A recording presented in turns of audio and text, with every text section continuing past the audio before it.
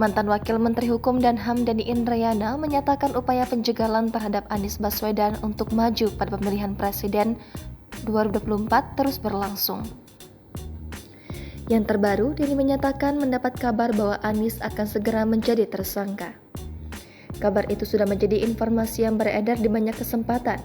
Bukan hanya saya, banyak yang sudah menyatakannya, kata Denny melalui keterangan tertulisnya pada Rabu 21 Juni. Denny menyatakan bahwa dalam berbagai kesempatan berbagai pakar telah mencium gelagat penetapan Anies sebagai tersangka ini sebagai skenario pemungkas untuk menjegal mantan Gubernur DKI Jakarta itu menjadi kontestan dalam Pilpres mendatang.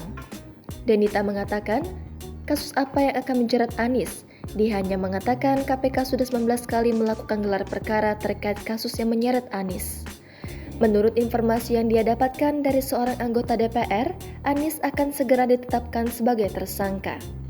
Anies segera ditersangkakan, semua komisioner sudah sepakat, kata Denny. Juru bicara KPK, Alif Fikri membantah pernyataan Denny. Dia mengatakan kasus Formula E hingga saat ini masih dalam tahap penyelidikan. Dia memastikan lembaganya tetap bekerja lurus dan tidak terpengaruh dengan intervensi politik manapun. Jangan lupa subscribe, share, komen, dan like ya!